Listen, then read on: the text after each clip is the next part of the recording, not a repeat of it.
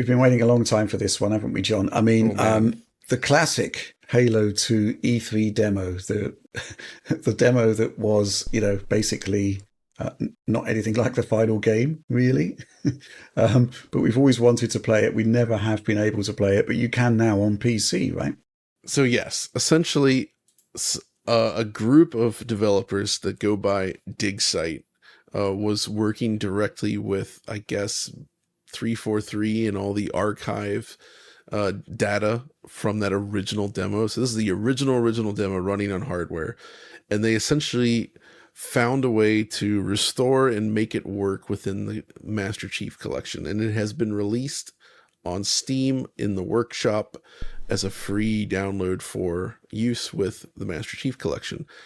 So, which automatically that is one downside. You can't play it on Xbox currently because it is basically a mod, right? So, which is a shame. That would have been cool. But the thing about this demo is like Rich for sure would know, but like Halo was a big deal. Halo is the game that made Xbox. I maintain that if Yeah. they did not have Halo, Xbox would not have survived. It was that important. It was that good. And the announcement of Halo 2 and showcasing it was just, it was a big event. Like, this is the second show. So E3 2003, right? We'd already seen a teaser of Master Chief, like sort of like letting the bomb out of the ship there, which kind of was recreated in the final game, but there's sort of this teaser trailer. But this was the first like real showcase of what they wanted to do with the gameplay. And I remember watching this trailer through small little very low quality MOVs or whatever was available, QuickTime videos back in the day. I don't know, Rich, were you at the C3? I wasn't, no. Oh man, see, because like they even have the whole Sergeant Johnson like welcoming people into the theater, which by the way was recreated in this new version on Steam. The whole thing of he's like, sit down, this is no smoke and mirrors, it's all real time kind of stuff. Like that's even in there, right? But like this was monumental when they showed this, and the scale, the quality of the visuals, everything was like, wow, look at this. They showed off the battle rifle, they showed off dual wielding, they showed off the fact that now AI companions can drive the warthogs and you can man the turrets. They showed things like how you can essentially commandeer enemy vehicles, which became a huge mechanic as well. Basically it was a chance to showcase all the mechanics, but as we know, it never actually showed up in game because this was fundamentally just a demo that was intended to be viewed and played as a trailer. It was like a concept of here's what we're trying to do with Halo 2. But now you can play it. And when you first started up in the Master Chief Collection, they actually put a screen in sort of warning you of the fact that, hey, this is a scripted demo. It was meant to be played live by somebody that knows exactly what to do because as I quickly discovered, and I think is very cool, if you don't follow the individual script points, as in trigger each event, the demo just essentially stops moving forward. So like if you like there's this part early on where you're like zooming in shooting enemies down off this bridge, and you're supposed to go up to this guy that's leaning against the pillar, and and he's like, cover me, as he gets up to the turret. But I just walked right past him the first time because I forgot about him, and like just nothing happens. Like you can start walking around the whole level and there's nobody in it. It's just completely empty. And you can go to all the different areas of the map that were never actually like really finished, right? Because they only really modeled out all these areas in detail where the player is supposed to look in this demo, but everything else is unfinished. And it's just cool as heck to see these like completely unfinished, like basically flat textured, like wide open spaces that you're not supposed to go to. And it gives you a peek behind the magic. It's also the same with like taking over enemy vehicles, because like there's that part later in the demo where you get knocked off of the warthog by a brute, and then there's a couple ghosts coming for you and you're supposed to commandeer one. And I didn't realize it was scripted, so I tried to do it like the normal game, and I actually kind of knocked one of them off and I went for it, but then the other one comes off for the scripted moment and it just kind of automatically sticks you into it. It's like, oh, okay, I guess I'm commandeering this one then. And then you take over control of this.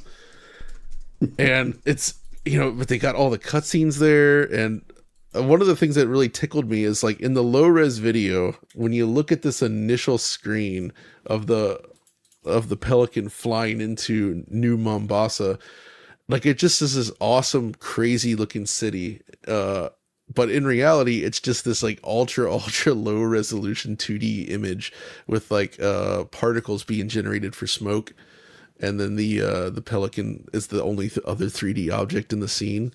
So it really reveals all the smoke and mirrors going on here, and it ends up looking like, okay, this is maybe, it doesn't hold up in 4K, for instance. Like you can see all the issues with the graphics and the textures and everything kind of compared to when you saw it running low. You can change the res scale, but I feel like I would have loved if they could find a way to do some sort of like a CRT, like low res 480p style shader to simulate what it might look like on an original Xbox.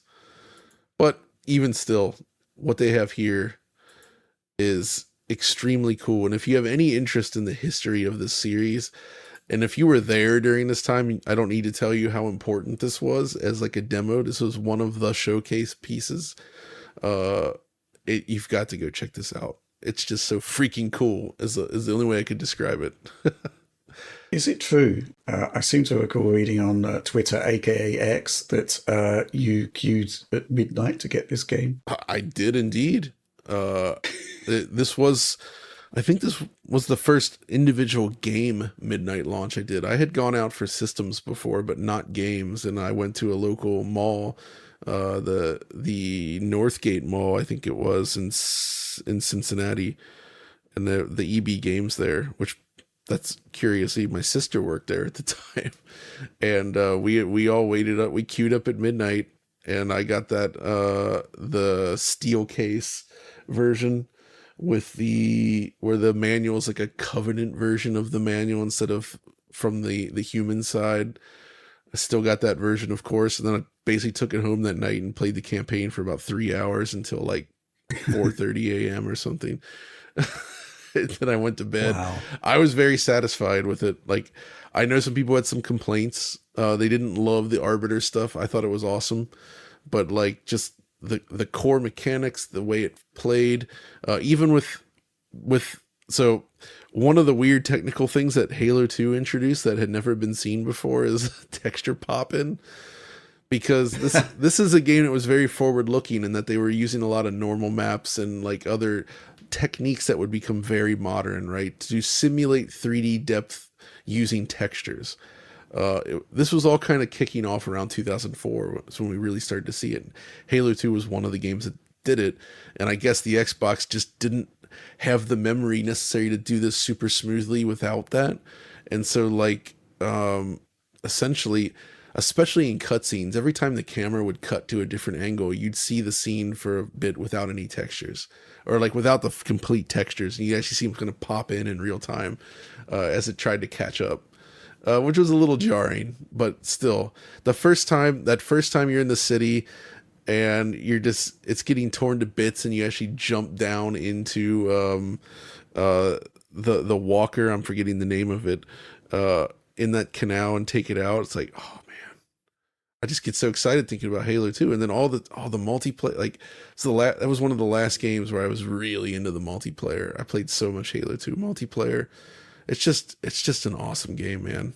And the thing about the multiplayer in Halo is just like, it wasn't about loadouts necessarily. It wasn't about like leveling things. It was like, there's things in the map, there's different things, modes, you can change that, of course, but just like learning the maps, knowing where stuff is, the rock paper scissor element of Halo combat is just awesome. What a game, man.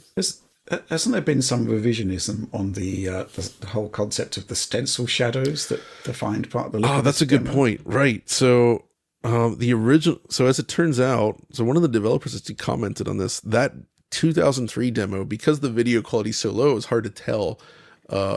We thought it was still using the stencil engine of the 2002 initial teaser, but by 2003 it was gone. They're not using stencil shadows here. They're using unfiltered shadow maps, which for 2003 is nuts.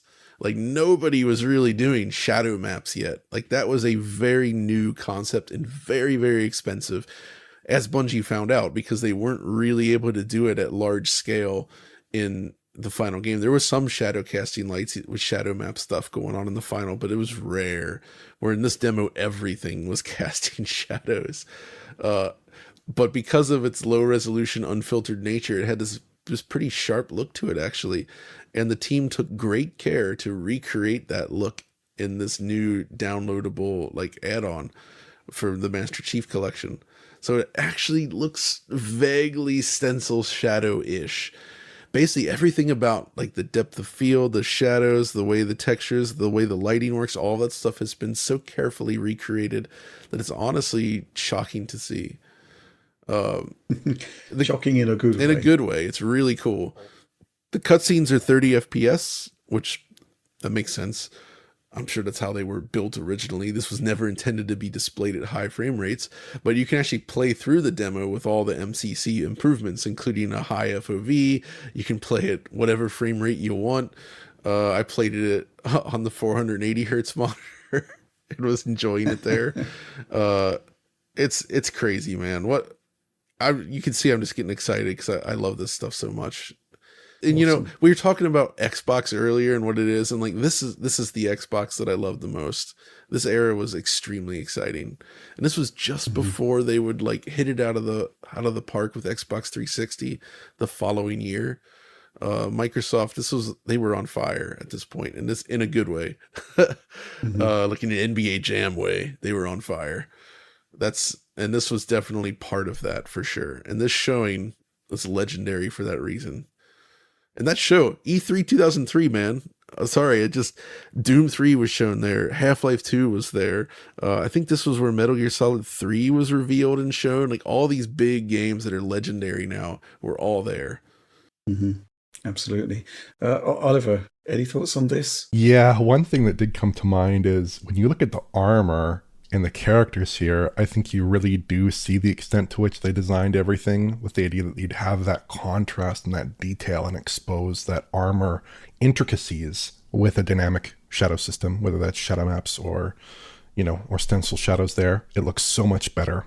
The self shadows really do give that armor that sense of depth and the lighting looking correct that you did not get in that final game with the kind of weird looking characters that kind of look bolted together a little bit. Unfortunately, one thing that I would like to get a taste of here is that the footage I'm looking at right now is like super, super high resolution, like 4K 60.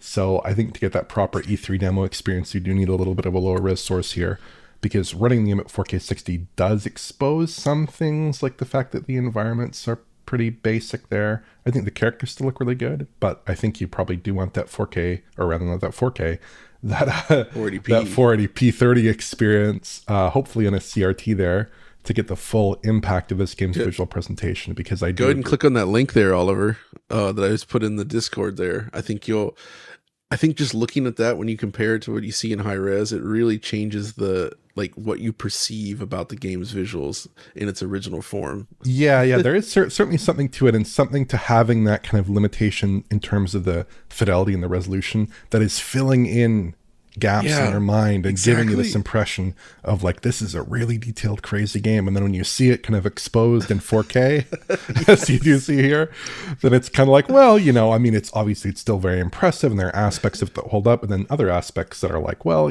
if we were doing this today, obviously it would look a lot better. So yeah, I do think it's a compelling demo. I think it's cool that it's out there, and I think it's cool that it's playable, even if it is playable only really in a technical sense, perhaps, relative to what you'd expect from an actual playable segment of a game. What's your experience with Halo 2, by the way, Oliver? Oh, I played Halo 2 for the first time back in it was right before Halo 3 came out. So it was maybe 2006 or 2007. You were still in the zeitgeist then, basically. It was still Halo Mania was on. The first Halo game I played was Halo 1 on PC in 2004, I think. The Randy Pitchford special. Yeah, I played a ton of Halo 1 multiplayer, lots of maps, probably doing things I really shouldn't have been doing at that age, late into the night. But yeah, I really enjoyed the Halo games, all up until Halo Reach. They were huge games with me and my friends. Man, yeah. Oliver, I would love to get a multiplayer match with us sometime together, like a DF, death match of Halo 2 or something. We should look into that. Yeah, be fun.